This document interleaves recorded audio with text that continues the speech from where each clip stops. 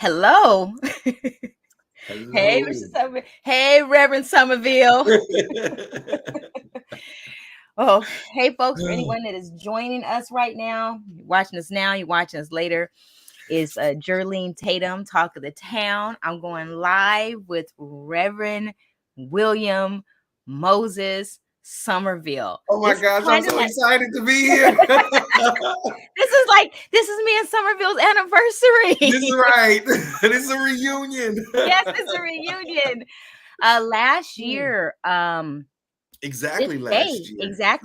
This day, we went live. Mhm. And when you announced that you were going to be running for Congress. Yes, I announced that I was going to be running for Congress in the 47th congressional district, pre-districted. Now we're in the 42nd. Now we're redistricted. Two phenomenal changes that were made since that time. One or two fundamental. Before we go into all that, okay, carry on. I see you excited over there. I'm feeling this. So everyone, it's Jerlene. I'm live from Long Beach, Talk of the Town, with a congressional candidate, Reverend Moses Summerville. I'm a mom with a voice, not afraid to use it. And I'm really excited to be joined by Reverend Summerville today on our anniversary.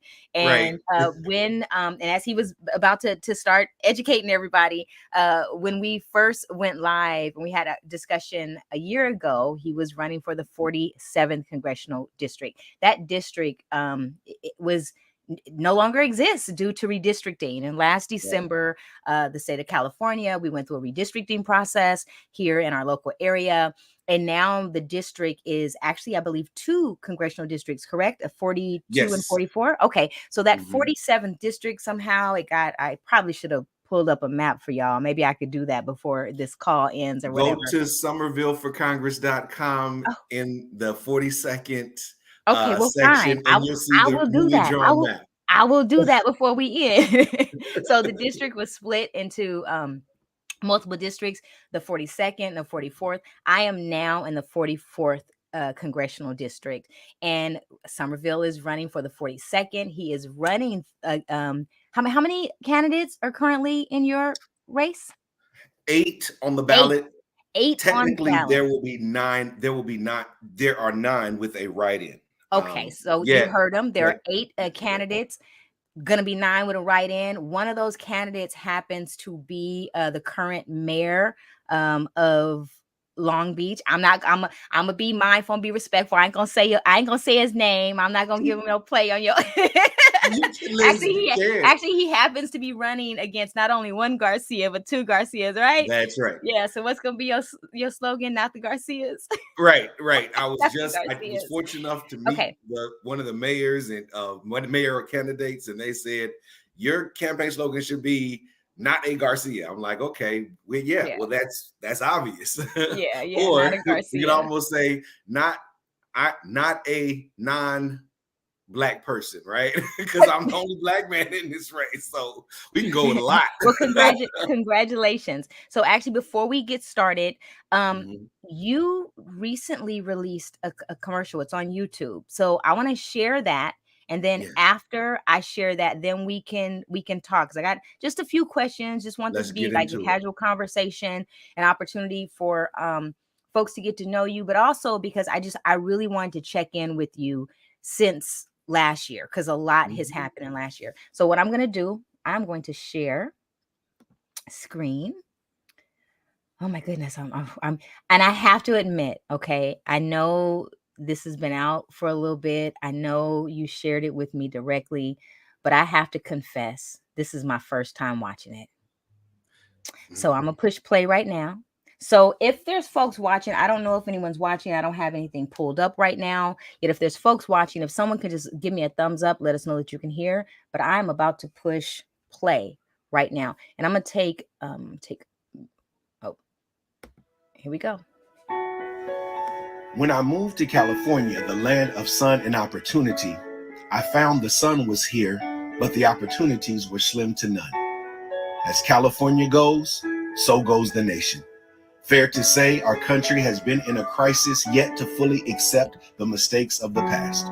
As the youngest son born of parents from the segregated South, I was fortunate enough to grow up in a two-parent home that tasted the benefits of the desegregation project. As a nation, we were supposed to build on that momentum, not digress. Our public education should not produce more jails, it should produce more jobs. Our labor system should not produce more burdens, but more benefits and bonuses. Our healthcare system should not be seen as a benefit, because if we have Medicare for the dying, we should have Medicare for all the living.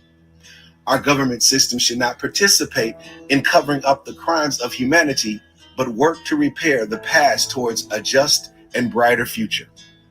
I find myself a part of this political momentum that demands a political revolution beyond the confines of my work as a pastor, hospital hospice chaplain, academic, veteran, father, and husband. My name is Reverend William Moses Summerville, and I'm running for Congress in California's 42nd Congressional District. Now is the time to disrupt the status quo and simply serve the people.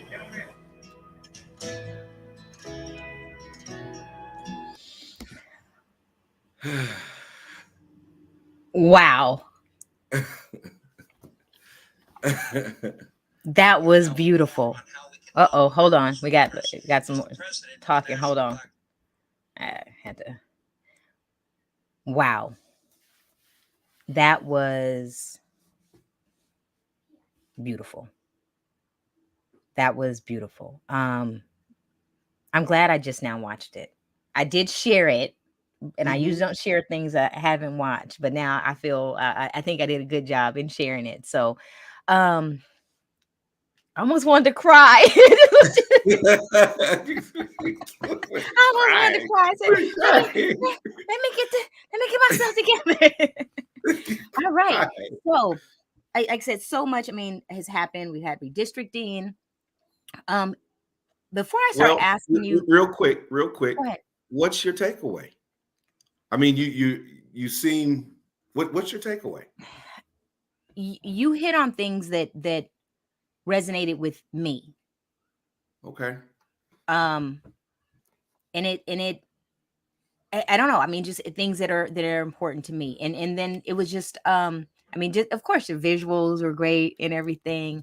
I thought it was great. And it's interesting just kind of seeing how when we talked a year ago, how you have, I would say, massaged your platform, and I know that I had asked you repeatedly after connecting with you to, well, what are you about? What are you about? What are you about? And for a little bit, you struggled a little bit, right? You struggled a little bit in sharing that. So seeing that synthesized like that, and it was well put together. It was beautifully put together.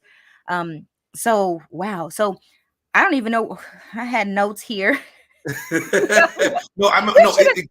should have showed that at the end. No, but let's jump right in.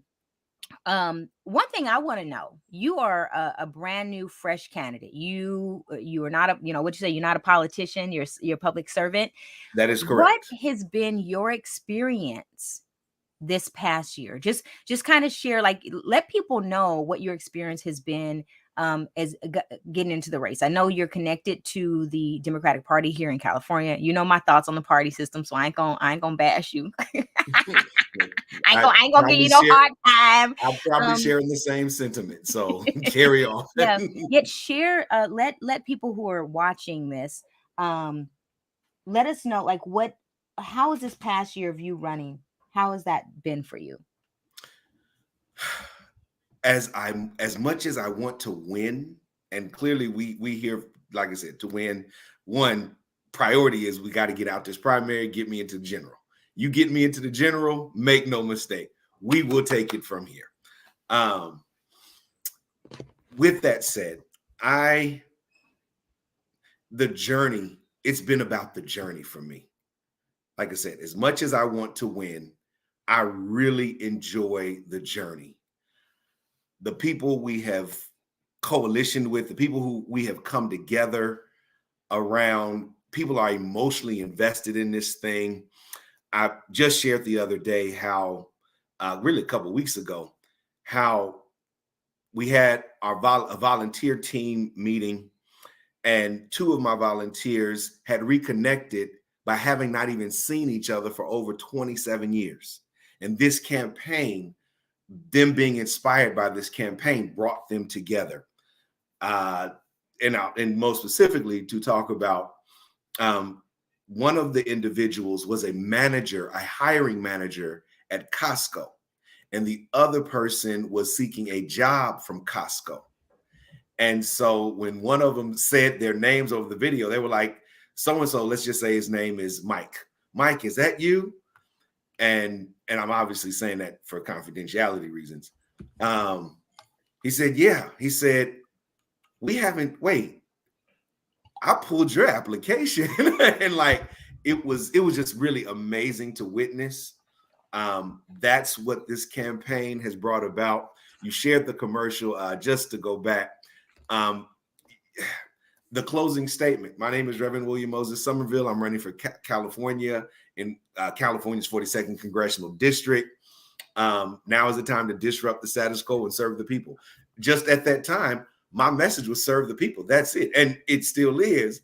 But through your listeners, through your work, and most specifically through a year ago exactly, you basically said, and somebody said it in the comments, they were like, you need to change your message to disrupt the status quo and serve the people. I'm like, okay. And I'm thinking, oh, shoot, I gotta like mince my words. No, we are running with it. And clearly you inspired that. So I thank you, obviously. But it's just been I'm flattered. I remember that. And I'm like, y'all, I ain't gonna have no friends by the time this thing is over with. Yeah. Okay. Which a lot of status quos have been disrupted in this campaign journey. A lot of them. From specifically the political establishment going even to within my own quote unquote progressive movement and what have you. So, yeah. So what is that? Okay. I'm getting feedback. Do you hear that? I'm okay. Okay. I'm hearing myself. Hold on. Let me make sure I got. No, you're fine. Okay. When you say disrupting the status quo, and that's what's been happening along this campaign, what does that mean? Like, well, I mean, of course, yeah. What does that mean? Tell me about that. Right. What does that? What that means is that within the political establishment, clearly they already know we don't want progressive values. We don't want anything to be encouraged by anything that resonates serving people with tangibles, right? And who is they don't want? Who is they? Oh, the political establishment, be it the Democratic Party, Republicans, so forth. They like things cosmetic rather than substantive. Okay. So that's one area of status quo. Then, of course, the Democratic Party, most specifically the California Democratic Party. Our campaign, we were fortunate enough to block the endorsement of the two electeds that are in this race. And we were held down by the Progressive Asian Delegate Network and a Black woman who was one of the delegates. And she called me personally, and I'll give her a shout out because she's running for Assembly District 69, Janet Foster. She said, I'm calling you to tell you that I'm voting no endorsement to ensure that the California Democratic Party does not involve itself in your race. And so that further speaks to how, Black women clearly are leading this thing in this democratic experiment and or illusion. We can argue around that. Illusion, I would agree with. See, I knew that's why I had to. That's why I had to go there. I said, we've had the conversations of how I feel about the party system and how it's It's interesting. We ain't even gonna Right. go there. Well, Okay. once again, So yeah. so something that I've heard about you in this last year is that you are being referred to as the reparations candidate. Why? Like, what does that mean? Tell me about that. Yeah. So most specifically, I am a supporter of reparations, most specifically for descendants of U.S. chattel slavery, which basically which is really, I am probably on the wave of this thing. Okay. Here in the state of California, you have legislation, Assembly Bill 3121, AB 3121, which is the task force for the study of reparations, most specifically for descendants of U.S. chattel slavery, that was authored by now Secretary of State Shirley Weber, who was then Assemblywoman Dr. Shirley Weber. But now, like I said, she's Secretary of State. There's a task force put together. I'm in contact with persons involved with the task force here in California. Also, I have a history of being known as a reparations guy in Orange County, because I am of the opinion and belief that when you want to push for legislation or push for ideas of a more collective, you have to get other collectives involved rather than just your demographic. Okay. So we have that.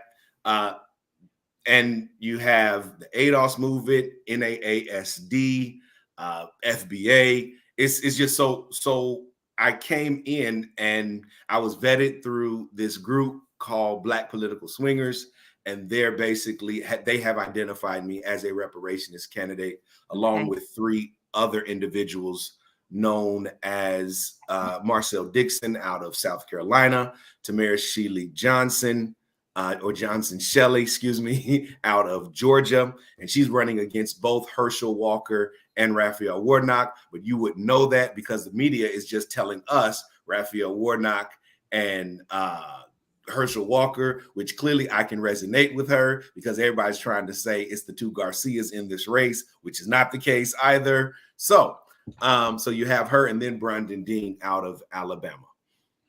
So that's where it comes from. Yeah, and I'll stop there because I'm sure there's more questions. Yeah, and that's kind of but I do have, like, but how is that? In trying to think of the best way to put this.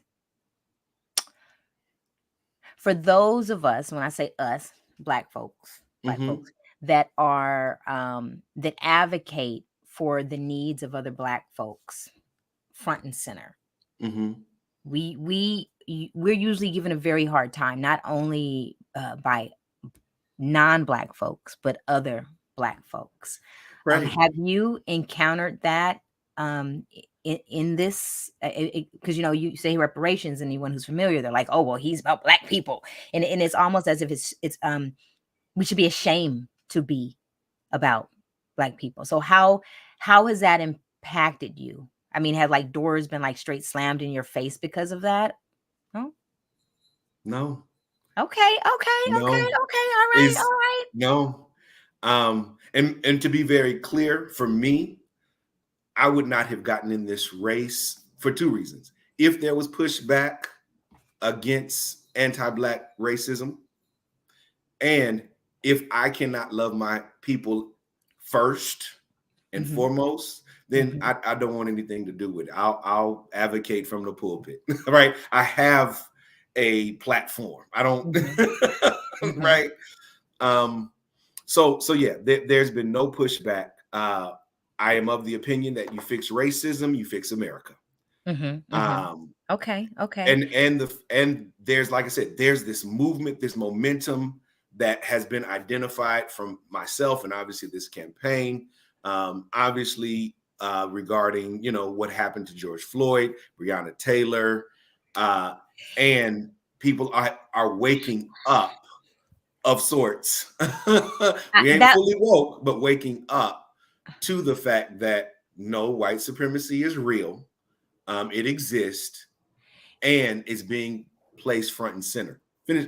Finish what you're saying, though. I'm sorry. No, I just wasn't going to ask. I mean, just what you said. I mean, we're online right now. We're live, and although this may only reach, a couple hundred people or whatever, you seem unapologetic, or you don't seem like you have any fear in even being able to say, you know, Black people or white supremacy. And I applaud that, because that's not been the experience that I've had with politicians, especially in public discord. So there is this thing like, oh my gosh, is that helpful? Is that harmful? So, but anyway, we're gonna kind of move on from that. But as you know, I'm not your typical politician. Let's be very clear. I am a public servant. My name is not tied to politics. My name is tied to service. Okay. So with that, you were in this race against politicians that have some big money. What are your thoughts on that? I mean, I just recently read something that one of the candidates, that a billionaire recently dropped a very large chunk of money. I can't say the who and the where, because I don't have my resources in front of me. That's okay. But I know exactly who you're talking about too. So right. Yeah, we have to. But so how does that impact you, and what do you think about this large, how money is at the forefront of our politicians that are in the campaign? That just lets us know they're not here for us. Right? When we talked exactly a year ago, I said that I am running a grassroots people-powered movement. And if we lose because we don't have the big money, I would rather lose with integrity than win in shame. Lose with integrity than win in shame. You know, it's really interesting. And for folks who, you know, may have caught last year live, the day after Reverend Summerville and I went live, all your social media accounts were shut down, and they were down for they were never given back to you, were they? No, they were not. And it was really interesting. I mean, it was less than 24 hours after you had made your announcement. Right. Did you ever find out why? No. No. And to share with you how, be it serendipitous that experience was, or what all transpired, a week later, because as you know, I serve as a hospital hospice chaplain. I had a patient that passed away. The son-in-law of this patient was just hired with one of the social media companies for that very reason, as to address why pages get shut down. Oh, wow. Okay. And he had no explanation for it. Okay. He was just like, this, I've never seen anything. He said, this never happened before. And they brought me on to Facebook, to Instagram, to address this, this very issue. Well, I guess, you know. Now, so clearly we were being shut out on social media for whatever reason, which I think clearly has everything to do correlated with this congressional race. Okay. It was really interesting that it happened so quickly, and that you were not able to find any reasons behind it. I would love, if anyone else is watching and knows of other stories like that, I would just love to know about them, because we have been using social media as a tool to be able to get the word out, and to be for multiple reasons. And we know that for those of us who, I don't believe it's happened to me yet. But for many folks that are Black folks that are using social media as a platform, for whatever reason, they seem to be getting shut down or censored, or what they call shadow ban. So I just thought it really interesting. You mentioned, actually, before we go on, there's some questions in the comments. I don't know. Are you able to see the comments? I don't know if you're able to see them or not. Do you see comments? I cannot see them, but I can find them, I'm sure. Yes. Okay, I see some. Yeah. You see some from a Dave Hall? Yes. Okay. I do. I don't know. Are you just take a look at them? I don't know if any of this falls within the purview, but take a look at them. If so, then we can definitely address them. I have to be honest.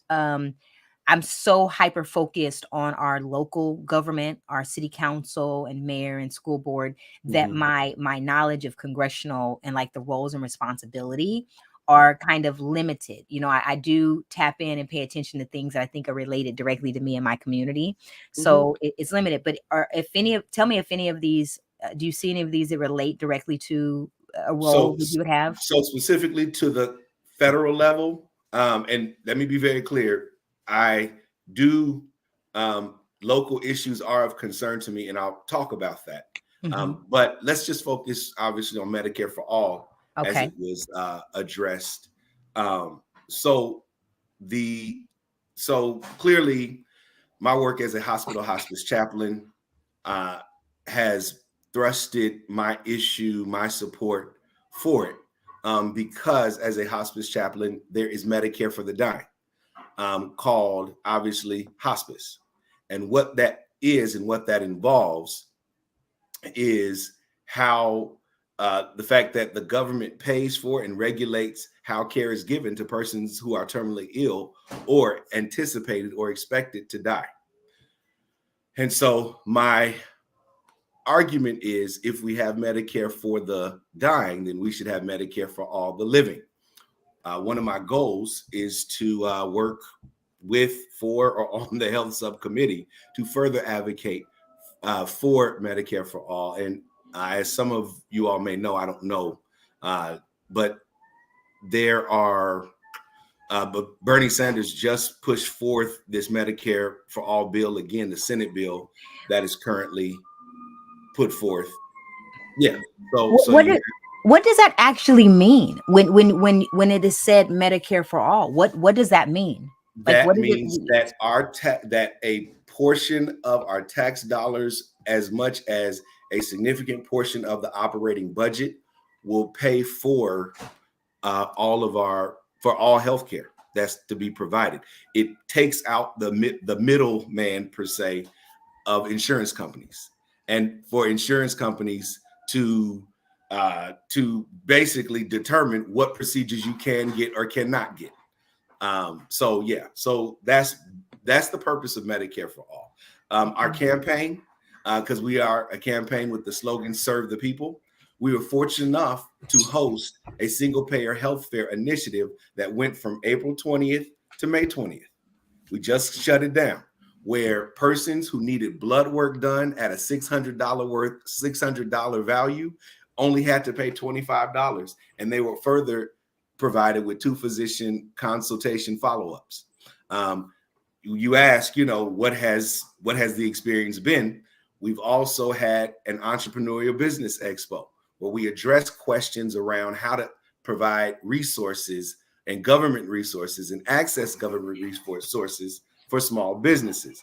When is it okay to unionize? When is it, you see what I'm saying? Those kinds of questions. We did a toy drive over the holidays. We're fortunate enough to serve with Family of Faith Christian Center, and we gave over 200 to 300 toys. We had 5 food drives where we kicked our launch off and did, like, this is all service and providing tangibles for folks. So I have a question. So, you've been doing this on the campaign trail, and what you said, let me use your words, whether you lose with integrity. Right. Are these things that you're going to continue to be of service, or were these things that you were doing before the campaign trail? And it's a multi-part question, has being on the campaign trail made it more possible for you to be able to do this? 100%. That really, to your last question, yes, for sure. Okay. But now, are you going to continue this service? Of course. I'm Reverend William Moses Summerville. I'm like the Pope now in this regard, and that is, don't call yourself a nonprofit or a spiritual or religious leader if you don't serve. Okay, so we're gonna go back to something that's more less congressional, more local. And just a moment on that, you reminded me of something. Yet I am looking at another one of Dave Hall's questions, and I want to kind of bring this in. And the reason why although I don't live in the 42nd, I live in the 44th. I'm definitely gonna have to practice that. I live in what's called the diesel death zone. I live between the 710 freeway, the ICTF, the 405, and the port. And it has the highest rate of respiratory issues, I believe in the state of California. It's one of the highest.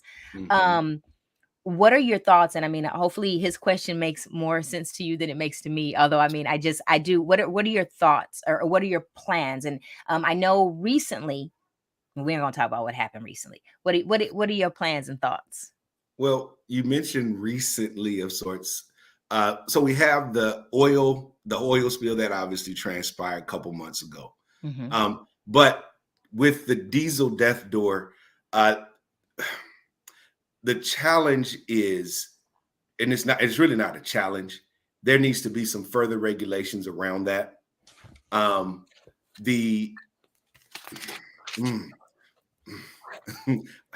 can I say this? Now you got me. Great question, Dave. Thanks. So part of the problem is this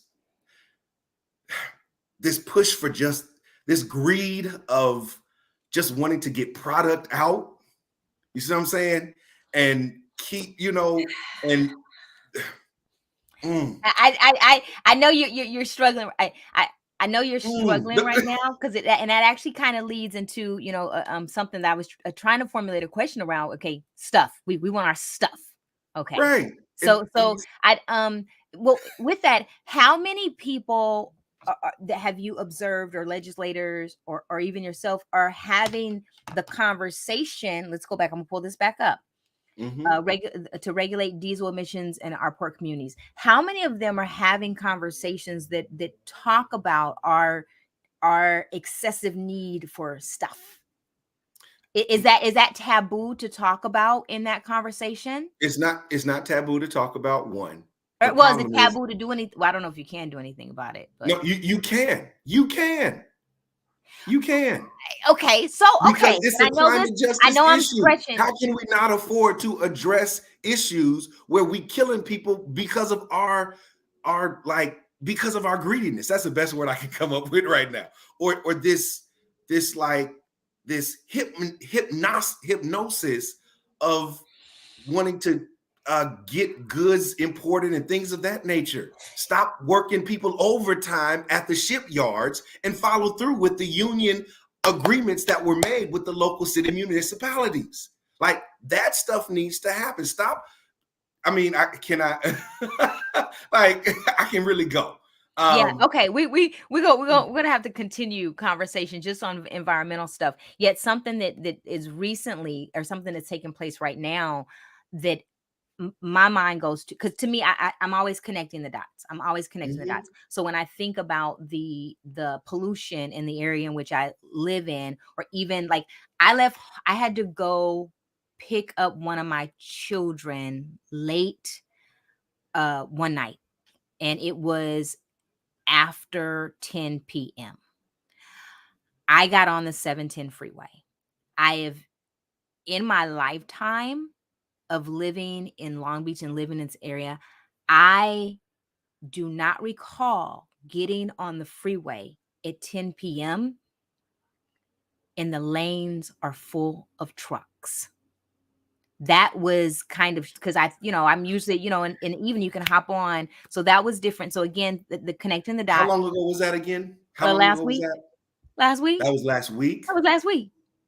Okay. I thought, so I don't like carry on. Finish what you're saying. I'm sorry. So when we talk about the emissions, the diesel, we know it's tied to the port, right? And our need for these resources outside of the country. Something that's happening right now is the baby formula. And I saw your vice president post a picture of baby formula, basically saying a shipment was about to arrive into the United States. And my question was, it's arriving from where? And why do we have to get baby formula from outside of the US? And what's going on with is there a production in the US? And how does this contribute to the pollution? Like, my mind really went. So what are your thoughts on that? You touched upon a couple of things. Your mind really is going. I'm special. Okay. So let's try and break this down. Okay. Shortage of baby formula. It's sad that there's a monopoly on just 1 to 4 companies in providing baby formula in the world. That's a problem. This is corporate greed at its best and height. Okay. Then the question becomes, of these corporations, of being outsourced out of this country, they're pushing this mass production of exploitation of other workers. This is why we have an immigration problem in America, contrary to popular belief. Immigration issue is not because of immigrants coming in. It's about our government responsible for destabilizing other countries through the exploitation of human workers and resources. Okay, that's another thing. Then you have now, because it's a rush to get stuff in, because now there's a need, you have workers that cannot get, that are now working overtime, and most specifically union paid workers that are breaking contracts with, be it the Port of Long Beach, be it just ports throughout the country, to get stuff done because there's a need. And now it's like, yeah, so this is all interconnected. So these dots you're sharing, that's not an accident. Like, this is unfortunately by design, and arguably even criminal behavior at best. Unfortunately, we just can't prosecute it yet. So yeah, that's where we are. Okay. Yeah. You just educated me on something. I haven't really been reading up on. I've been reading the headlines and seeing the reactions to the baby formula thing. I have not read in depth in that. So you just educated me on something, and something that I'm definitely going to look up because that's really interesting. And it's like creating this panic and chaos. And it seems like the last few years, everything's been about panic and chaos. And it's we're going from one thing to the next thing to the next thing. And even something that recently happened was the Roe versus Wade, the leak. I'm like, yeah. So overturn Roe v. Wade. Yeah. So I'm like, is it real? Or is it just something that somebody's doing that creates some chaos? Well, right now, great question. Great question. Right, because sometimes we got to manufacture our chaos, right? Yeah. One, right now, women's health, unfortunately, Oklahoma is going on a Texas tangent. And I say that with a pun intended. Good thing I don't have any Texas followers, no. But Texas legislator tangent, right? So you have that, and creating this panic around, like you said, women's health rights under attack or being compromised. That's one. Is it manufactured or not? No, but it's always been an issue. And so clearly get me into Congress. I'm pushing for a women's health care act that's being proposed right now, so to speak. Mm-hmm. So you have that. But once again, on the flip side, you mentioned baby formula. Why aren't we outraged about baby formula as we're outraged regarding this leak of this overturn of Roe v. Wade? It goes both ways. Exactly. So you have that. Also, you touched on another thing, inflation. Okay. That's the rush and urgency that we're in right now. Gas prices going up, food going up. People can't afford to even get to work. As I shared with you, I work at a hospital as well as with my service as a pastor. One of our EVS workers, i.e. janitors, could not afford to come to work because gas was so expensive, took the day off, which means now you can't clean a room. Now that exposes patients. And it means you don't make any money, so it's circular. Right, it's circular, which in essence makes you vulnerable to crime. You see, like I said, your dots are not uncommon here. Okay, so yeah, I know it's a lot. I'm throwing it's a lot, and we're gonna have to be wrapping up in a minute. So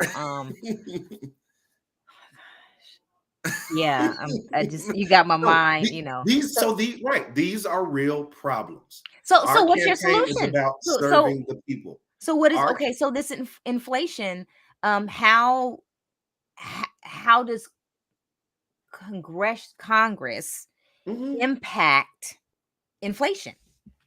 Well, as they did when we experienced this pandemic, under Trump's administration. I know. We don't call his name. We just say number 45. Okay, number 45 administration. Regardless, they pushed out $1,400 checks. Okay, that needs to be continual and perpetual. But make no mistake, my issue of what I'll be advocating for is universal basic income, because, like I said, there's a crisis and an urgency. And once again, it's not that we don't have the money, and it's not that we would be taking from taxpayers. That's I would argue, a false narrative. We have the budget. We just gave Ukraine $50 billion of more weapons. You see what I'm saying? You made my eye twitch. Right. When we already have allocated for military defense spending at $780 billion,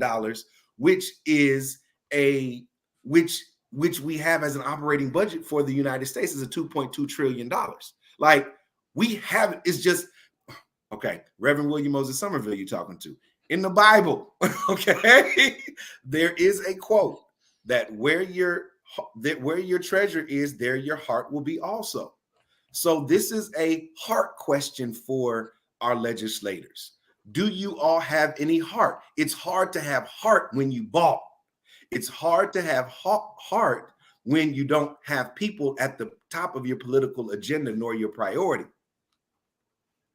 So This is why we're in this crisis that we're in. That's just it. Corporate business impact entities. Our campaign, since last year, we raised close to about $50,000 on individual contributions as a grassroots campaign. It may not match, but we're out here. We're seeing the places. You see what I'm saying? Like, so this is, like I said, this is where it's at. And clearly we have the energy, momentum, and the movement going on. Well, we're gonna switch. I'm gonna switch up on you a little bit, and then we can go ahead and start wrapping it up. So anyway, I just posted it's Summerville for Congress, y'all. If y'all interested in learning more about Reverend Summerville, election is June 7th. That is almost here. My birthday. Oh wow, your birthday! Give William Summerville a gift for his birthday and vote for him. Okay. Right. So I did put there, but there is his site if anyone wants to support him, support a grassroots candidate going up against big money. Yet before we close out, I do have something that I want to address. So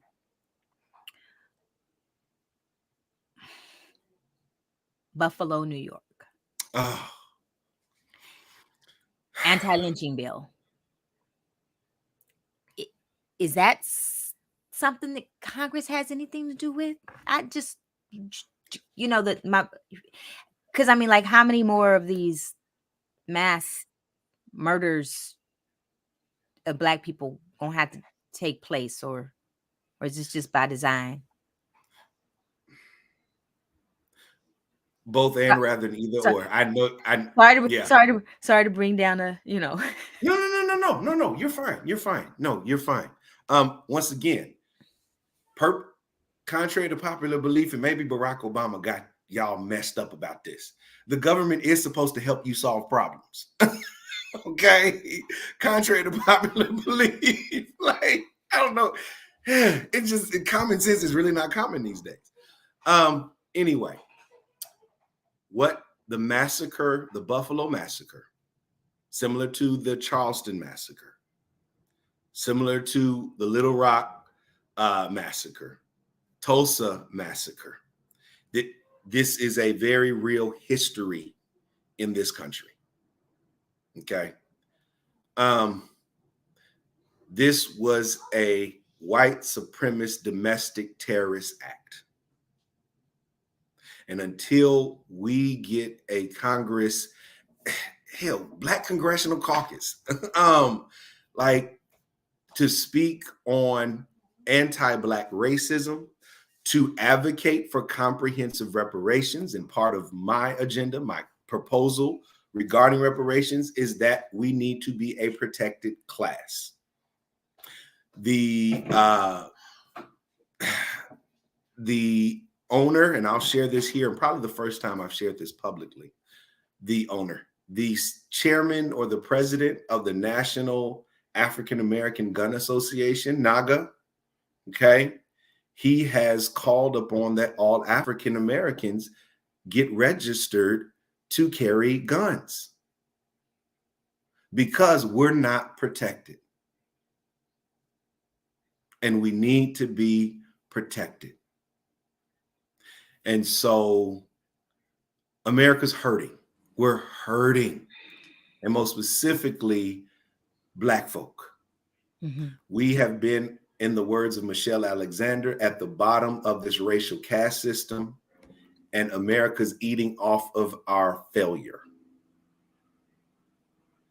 Okay. And so there's very real, dire consequences happening. Like I said, California, we're really, in this respect, we're getting somewhere. Lot to be desired, but we're getting somewhere regarding legislation around that. And once again, big ups to National Assembly of American Slavery Descendants that are doing the heavy lifting, and CJAC.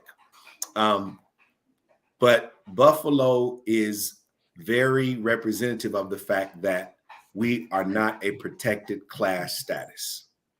Okay. And we need to be a protected class status 10 years ago at minimum. Okay. 50 at minimum. 50 years ago. 50 years ago. Wait a minute. Since 1865. Oh, wait. Right. No, 1619. Okay. Let's just go, right? Right. So we're gonna have that. You mentioned real quick, you mentioned the anti-lynching bill. Okay. Where the anti-lynching bill does not address the Buffalo massacre at all. Okay, so I got to do some homework. No, it does. Like, what are they gonna do? Hit this white supremacist domestic terrorist as a anti-lyncher? You know, the one thing that was interesting for me is the name of it. And I know that it's something that I say when talking about when different things happen to Black people publicly. I refer it as being a lynching. But I definitely need to do my homework on that. But the one thing that came to mind, though, with the Buffalo incident is the fact that we're not being protected. And then there's, they passed a bill, the anti-Asian hate bill. What about us? And no, like, anti-Asian hate executive order. Let's first establish that was, which then became a bill. Okay. So we have a president where Black folks saved his political career and elected him into office. And he did not return to say, I'll have your back, as you shared when you gave your inauguration speech, when you gave your victory conciliation speech. Ooh, okay. All right. Let's yeah. Can we talk about something happier now? Actually, I'm going to go ahead and wrap this up. Yeah. I know that there's happy anniversary. Yeah, happy anniversary, right? There's so many other topics that we can have conversations about, and I actually look forward to doing that. A few more days left in this election. Yes. I wish you well. I would, get me into the prime, get me out of this primary into the general, y'all. Just really, it'll get really exciting. Right. It would be really exciting, So I'm a channel that energy into that. But again, thank you for taking the time. No problem. Folks that are watching, if you're watching this later, hit replay. Just hashtag replay. Put something in the comments. Let me know that you've been here. Give a thumbs up. You don't like it, make the little mean angry face or something. But let me know that you've been here. Let me know that this content matters and that you're interested in it. Last year, year before when I started to do this, I actually had taken a break, and it was when I met Reverend Summerville that I was inspired to start having conversations again. And I even found the Facebook post where I had talked about how I had gone dormant, and then I'm like, I'm ready to begin again. So it's anniversary for me, and being continuous and consistent and having commentary for the community. So again, thumbs up. Let us know that you've been here. Take the time, go visit, learn more about Reverend William Moses Summerville at SummervilleForCongress.com. I'm not sure if there's any opportunities that he has upcoming to be able to connect with him yet. Please go ahead, reach out to him, his campaign team. I've heard you got some pretty fabulous people working on this team. Phenomenal. I will share that commercial in the comments. I know it's also posted on my Facebook page. If you're watching this on YouTube, most of the commentary to anything that I do it's on Facebook. So if you don't, if I'm talking, it doesn't make any sense because a lot of it's on Facebook. So please take the time to follow me on Facebook, Jerlene Tatum. If you are watching this on YouTube, please subscribe. That again lets me know that this content is relevant. Thank you. And I'm gonna take us off live, but so it's Jerlene Tatum, talk of the town, mama with a voice. I'm not afraid to use it. And actually, I will see you all a little bit later.